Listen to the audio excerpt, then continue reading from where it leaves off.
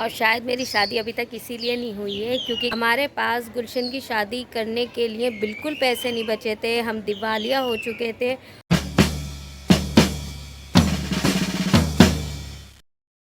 अस्सलाम वालेकुम guys and welcome back to Tarannum Saifi vlog. क्या हाल चाल है? आज बड़े वाले व्लॉग में लेकर आई हूँ एक गुड न्यूज़ एक बैड न्यूज़, जैसा कि आपने थंबनेल पे पढ़ लिया होगा। बट यहाँ पर मैं पहले आपको बैड न्यूज़ दूंगी फिर गुड न्यूज़ दूंगी, क्योंकि वो कहते हैं ना, कड़वी दवाई पे मीठी मीठी टॉफ़ीज़ खा लेनी चाहिए लाइक अरमान। तो बुरी खबर का थोड़ा इम्पैक्ट कम हो जाता है और अच्छी खबर का इम्पैक्ट अच्छा पड़ता है, जस्ट लाइक दिस। तो बुरी न्यूज़ ये है, वैसे मैं एक शॉर्ट में पहले बता चुकी हूँ और उसी के रिगार्डिंग बता रही हूँ, क्योंकि वो शॉर्ट के बाद लोगों ने मुझसे काफ़ी पूछा, पर्सनली व्हाट्सएप पर भी पूछा, तो मैंने सोचा चलो भाई सबको फाइनली बता ही देती हूँ। ये बैड न्यूज़ है अबाउट माई बकरी, मेरी मिम्मो, जो मेरी एक बकरी थी जिसकी अभी आपने लेटेस्ट न्यूज़ सुनी होगी कि वो अब इस दुनिया में नहीं रही। 19 अक्टूबर 2023 को उसकी डेथ हो गई। एंड बहुत सारे लोग पूछ रहे थे क्या हुआ था, कैसे हुआ था, क्योंकि मिम्मो को तो रिलेटिव्स तो सभी जानते थे, पेट्स हमारे घर हमेशा से पलते आए हैं। लेकिन हाँ, जो लोग वीडियोस से मिम्मो को जानना शुरू करा था उनके भी क्वेश्चन थे, तो ऑब्वियसली सबको मुझे लगा कि एटलीस्ट जवाब देना चाहिए, क्योंकि वो कोई एक छोटी मोटी बात नहीं थी कि भाई अचानक से कोई छोटा मोटा परिंदा मर गया, किसी को कोई फ़र्क नहीं पड़ता। वैसे तो देखो भाई, जब कोई मरता है तो फ़र्क पड़ना चाहिए। बट येस ऑफ कोर्स मिम्मो हमारे घर का एक मेंबर थी, एक ऐसा मेंबर। हमारे घर में सबसे छोटी आशी है, पर हमारे लिए ना आशी से भी छोटी मिम्मो थी। ऑफ कोर्स एज में तो वो उससे छोटी थी ही, बट उसकी शैतानियाँ, उसकी हरकतें, उसके लिए हमारा लाड, हमारा प्यार, सब कुछ ऐसा था जैसे हमारे घर का सबसे छोटा क्यूट बच्चा हो, जिसे हमें खूब लाड करना है, खूब प्यार देना है। 2 बार वो मम्मी बन चुकी थी, उसके बावजूद 4 बच्चे उसने जन्म दिए थे, उसके बावजूद भी उसमें मम्मी वाली कोई बात नहीं थी। उसकी हालत यही थी आज भी।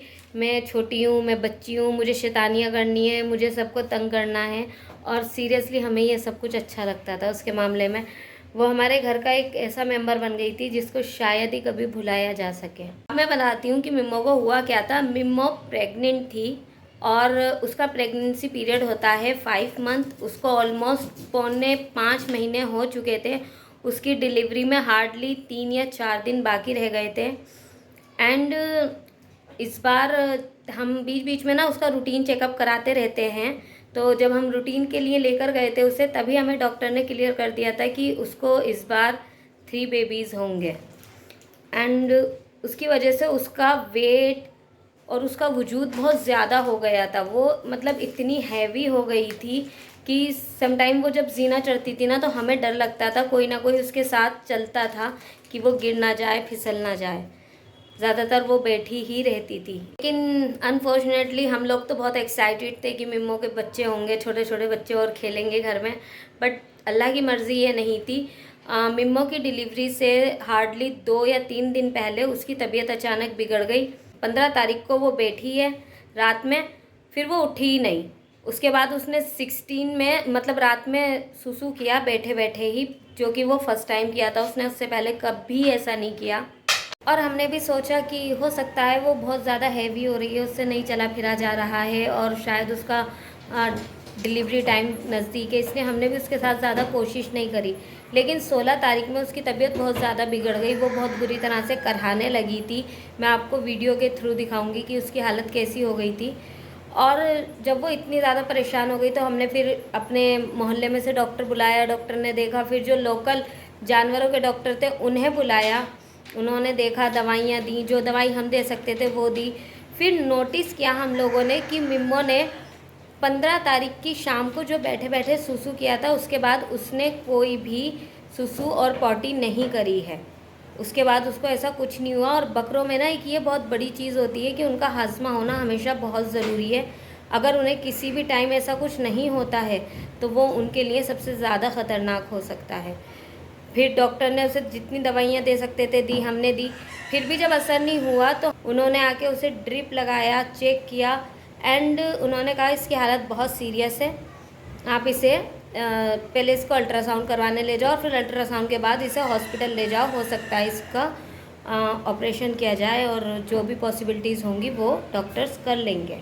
बस फिर क्या था, रात को तो लैब बंद हो चुकी थी, उन्होंने कोई ये बात हमें 9 बजे बताई थी। तो अगले दिन मॉर्निंग में 9 बजे पापा और मैं मिम्मो को लेकर लेबॉर्ट्री चले गए, जहाँ पर उसे मतलब पहले उसका एक्सरे हुआ, एक्सरे के बाद उसका अल्ट्रासाउंड के लिए उसे अल्ट्रासाउंड टेबल पर लिटाया ही गया था और उसके सिर्फ हेयर रिमूव किए जा रहे थे। और उसी वक्त उसने एक ज़ोर से चीख मारी और दम तोड़ दिया ऑन दी टेबल। उसने कहा आखिरी चीख थी वो। उसके बाद बहुत डॉक्टर ने कोशिश करी, उसे CPR वगैरह भी दिया, बट कुछ नहीं हो पाया। भी हम तसल्ली के लिए डॉक्टर ने भी हमसे कहा, लेबॉर्ट्री वालों ने, कि आप एक बार हॉस्पिटल ले जाओ। तो हम हॉस्पिटल लेकर गए उसे, उसी हालत में वहाँ ले जाकर डॉक्टर ने उसे चेक किया, ट्रीटमेंट किया एंड फाइनली उन्होंने भी ये कह दिया कि मिम्मो वॉज डेड, वो नहीं रही। और हमने फिर बच्चों के बारे में पूछा कि क्या बच्चों को कुछ हम बचा सकते हैं या नहीं। उन्होंने उनको भी चेक किया एंड उनका भी यही कहना था कि बच्चे तो पहले ही उसके पेट में मर चुके हैं और शायद उन्हीं के मरने से हमारी बकरी भी मर गई। यही था जिस वजह से हमारी मिम्मो मरी है। ख्याल तो हमने बहुत रखा क्योंकि हमारे घर पेट्स पलते हैं, हमें पता है उन्हें कब कब क्या चाहिए। हम उन्हें डेली सप्लीमेंट्स देते हैं, दवाइयाँ देते हैं, बट शायद उसकी इसी तरह से आनी थी, तो सब्र तो करना पड़ता है। बाकी मैंने एक वीडियो बनाई है छोटी सी।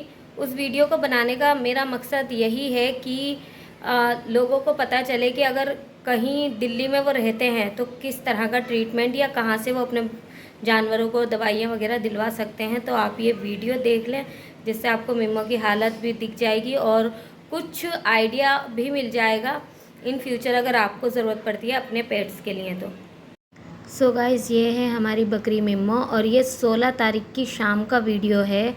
और मिम्मो की हालत बहुत ज़्यादा बुरी थी, करहा रही थी, अपने आप तो वो संभल ही नहीं पा रही थी, अम्मी ने संभाल रखा था। फिर डॉक्टर्स आए, डॉक्टर ने उसे ड्रिप लगाया, इंजेक्शंस दिए उसे। ऑलमोस्ट इस एक दिन में कम से कम 7 से 8 इंजेक्शन लग चुके थे, एनिमा तक लगाया था डॉक्टर्स ने। फिर अगली मॉर्निंग में और पापा उसे इस तरह से इलेक्ट्रिक रिक्शा में बिठाकर लैब ले गए थे। और ये लैब वेट लैब के नाम से है, जो कि IP एक्सटेंशन पड़पड़गंज में है। आपको कभी भी दिक्कत हो आप इन्हें कॉल कर सकते हैं, मैं इनका कॉन्टेक्ट डिटेल दे दूँगी। काफ़ी अच्छा सपोर्टिव स्टाफ है और काफ़ी अच्छे डॉक्टर्स हैं, बहुत सपोर्ट किया इनके स्टाफ ने हमें। फिर इस तरह से हम उठा के मिम्मो को लैब के अंदर ले गए और उसे ले जाकर टेबल पर लिटा दिया, जहाँ पर सबसे पहले उसका एक्सरे हुआ एंड देन फिर उसका अल्ट्रासाउंड प्रोसीजर स्टार्ट हुआ। और यही वो आखिरी चीख थी मिम्मो की, जिसके बाद वो दोबारा उठ नहीं पाई।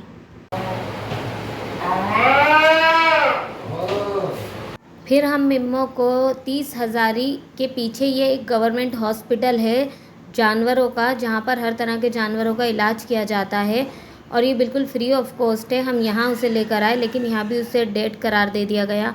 देन हम बहुत परेशान हुए कि हम उसका क्या करें, उसकी डेड बॉडी का क्या करें। डॉक्टर ने हमें एडवाइस दिया कि हम उसे डंपिंग हाउस में डंप कर दें, पर वो हमारा अपना घर का मेंबर था, तो हम उसे ऐसे नहीं फेंक सकते थे। बहुत मुश्किल से एक कब्रिस्तान वालों ने हमें उसे दफनाने की इजाज़त दे दी कि बाहर की साइड कॉर्नर पे दफना दो। तो पापा ने और वहीं के 1-2 लोगों ने मिलकर मिम्मो को दफनाया और इस तरह से हम उसे मिट्टी देकर घर वापस लौट आए। गाइज़, आपने देखा, और मेरा ये वीडियो बनाने का बिल्कुल मकसद कोई व्यूज़ या लाइक नहीं लेना है। अगर ऐसा होता तो मैं शायद ये बहुत पहले बना चुकी होती। ये तो लोगों के रोज़ क्वेश्चन आते हैं कि आखिर क्या हुआ था मिम्मो को, तो मैंने सोचा जब मैंने वीडियो बना ही रखी है तो मैं एक व्लॉग बनाकर लोगों को भी बता देती हूँ और एक ये इन्फॉर्मेटिव व्लॉग की तरह भी हो जाएगा। जो लोग दिल्ली में रहते हैं, अक्सर बहुत सारे लोग मुझसे आकर पूछते हैं, यार मेरी बिल्ली की ऐसे तबीयत ख़राब है, क्या करूं, मेरे डॉग को ये हो गया है, कौन सी दवाई दूं। तो मैं उन्हें बता देती हूं।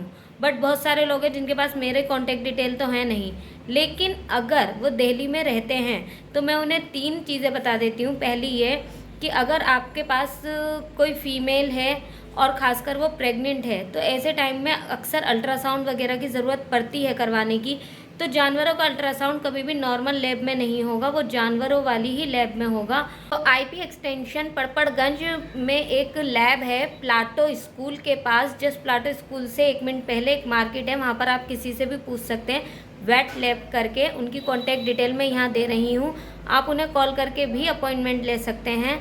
ये लैब प्राइवेट है, यहाँ पर ऑफकोर्स हर चीज़ के चार्ज होते हैं अच्छे खासे। हमारी मिमो के अल्ट्रासाउंड के उन्होंने 1800 बोले थे तो ओवरऑल, लेकिन हाँ इमरजेंसी में अगर आपको ज़रूरत है तो आप अपने पेट्स को लेकर यहाँ जा सकते हैं। सेकंड है, एक 30 हज़ारी के जस्ट पीछे रोड पर एक बहुत बड़ा गवर्नमेंट हॉस्पिटल है, आप वहाँ भी जा सकते हैं। वो बिल्कुल फ्री ऑफ कॉस्ट है, लेकिन जो दवाइयाँ बाहर से आएंगी वो चार्जेबल होंगी, वो आपसे मंगाई जाएंगी। बाकी ट्रीटमेंट, डॉक्टर्स और जो उनकी तरफ से दवाई पॉसिबल हो सकती है वो बिल्कुल फ्री ऑफ कॉस्ट है। और हम अपने जानवरों को जब भी कभी लेकर गए हैं उसी हॉस्पिटल लेकर गए हैं। बहुत अच्छा है, स्टाफ बहुत अच्छा है एंड श्योरिटी सही है, वो यार बेस्ट है। इसके अलावा थर्ड वन इज़ कि शाहदरा में एक जानवरों का हॉस्पिटल है, आप वहाँ ले जा सकते हैं। और बर्ड सेंचुरी करके भी एक हॉस्पिटल है दिल्ली में, आप वहाँ पर भी अपने पंछियों को ले जा सकते हैं। या फिर आपको सड़क पर कोई जानवर या पंछी मिल गया है तो आप उन्हें यहाँ ले जा सकते हैं, वो यहाँ पर इन्हें रेस्क्यू कर लेते हैं। बहरहाल जब भी आप अगर पेट्स लवर हैं, आपके पास जानवर है और उसकी ज़रा सी भी तबीयत ख़राब होती है, मेक श्योर जो भी आप उसके लिए इलाज कर सकते हैं वो करें।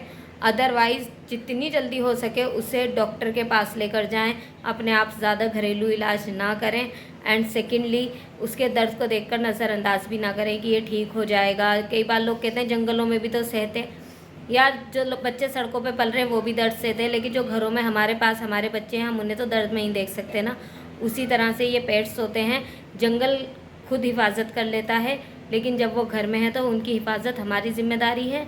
सो अगर आपको ये वीडियो में ज़रा सी भी इन्फॉर्मेशन आपके काम की लगी हो तो प्लीज़ इस वीडियो को एक लाइक कर देना और मेरी मिम्मो के लिए बहुत सारी दुआएं करना कि अल्लाह उसे आखिरत में एक अच्छा मुकाम दे।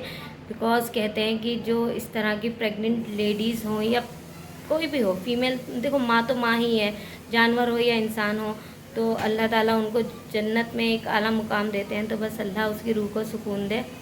और अभी भी हमें उसके बारे में रोना आ जाता है, सोच के थोड़ा इमोशनल हो जाते हैं। तो अल्लाह हमें भी सब्र दे और हर उस इंसान को सब्र दे जिसका कोई अपना फौत हो गया है, चाहे वो इंसान है या जानवर।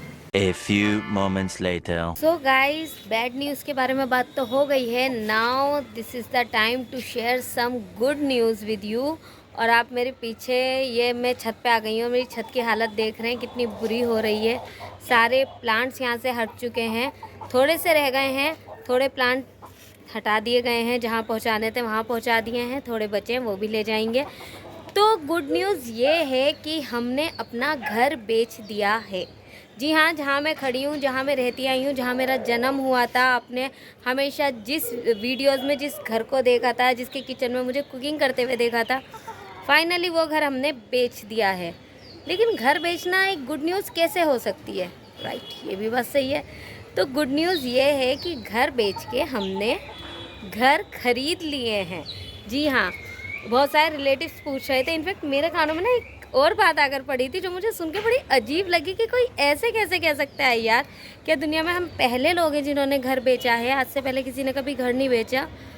कुछ लोगों ने तो ये तक कहा है कि हमारे पास गुलशन की शादी करने के लिए बिल्कुल पैसे नहीं बचे थे, हम दिवालिया हो चुके थे और इसलिए हमने अपना घर बेच दिया। वाह, आई मीन लोगों के अज्यूम करने की जो पावर है ना, आप उसको कभी भी मैच नहीं कर सकते हो। आपकी जो भी सिचुएशन हो उस पे लोग कहीं ना कहीं कुछ ना कुछ कहानी बना ही देंगे। पर यार ऐसा कुछ नहीं है। पर अगर ऐसा होता भी तो क्या उससे कोई दिक्कत होती, कोई परेशानी होती? मतलब कर्जा लेकर या लोगों का पैसा या हक छीनकर कुछ गलत करके अपना कुछ अच्छा करने से अच्छा है कि अपनी कोई भी ज़रूरत अपने ही बलबूते पूरी करी जाए। अगर आपकी कोई ऐसी बड़ी ज़रूरत आन भी पड़ी है जिसके लिए आपको अपना प्रॉपर्टी या गोल्ड बेचना पड़ रहा है, तो वो उस कर्जदारी से तो लाख गुना बेहतर है ना। तो अगर मेरे पापा किसी ऐसी ज़रूरत के पर्पज़ से भी मकान बेचते तो भी मुझे उस पर ज़रा भी शर्मिंदगी नहीं होती। तो जो लोग इस चीज़ को एक गलत वे में ले रहे हैं, मैं उनसे सीरियसली कहना चाहूँगी कि वो सबसे ज़्यादा हमारे अपने हैं और फिर भी उनकी सोच इतनी छोटी है कि उसके लिए अल्लाह ही उन्हें समझेगा। खैर एनीवे, ऐसा कुछ नहीं था। अल्हम्दुलिल्लाह हर बाप जिसके पास औलाद होती है और ख़ासकर बेटियां होती हैं, वो उनके लिए कुछ ना कुछ जोड़ कर रखता है। और मेरे पापा तो अल्हम्दुलिल्लाह इतने अच्छे इंसान रहे हैं हमेशा, कि अपनी ज़रूरतें और अपनी ख्वाहिशें, खुशियाँ, ज़िद्दें हमेशा सबसे पीछे, सबसे बाद में रखी हैं। सबसे आगे उन्होंने अपने माँ बाप, अपनी बहन, अपने बहन के बच्चे और फिर उसके बाद अपने बीवी बच्चे रखे हैं। फिर उसके बाद उनके पेट्स होते हैं एंड देन उनके रिलेटिव्स। मतलब उन्हें ये इन्हीं सब दुनिया है मेरे पापा की। कभी उन्होंने अपने बारे में सबसे पहले नहीं सोचा, कभी अपनी ख्वाहिशें पूरी करने के लिए अपनों के दिल नहीं दुखाए, उनसे कुछ नहीं छीना। तो ऐसा इंसान क्या अपनी औलाद के, अपनी बेटी के लिए, उसकी शादी के लिए कुछ नहीं जोड़ता? सब फादर जोड़ते हैं। बोलने वालों की ज़बान चलती है, पर हमें पता है कि माँ बाप जब औलाद बड़ी हो रही होती है ना, तो हर टाइम के हिसाब से उनकी हर ज़रूरत का ख्याल रखते हैं। हमारे माँ बाप ने रखा है and we are very blessed. और अल्लाह का बहुत अच्छा शुक्र है, बहुत ज़्यादा शुक्राना अदा करती हूँ कि हमें बहुत अच्छे पेरेंट्स मिले हैं। मेरे पापा दुनिया के सबसे अच्छे बेटे, सबसे अच्छे भाई, सबसे अच्छे मामू और सबसे अच्छे हस्बैंड और फादर हैं। ही इज़ द बेस्ट और उनकी बराबरी कोई नहीं कर सकता, नो वन कैन।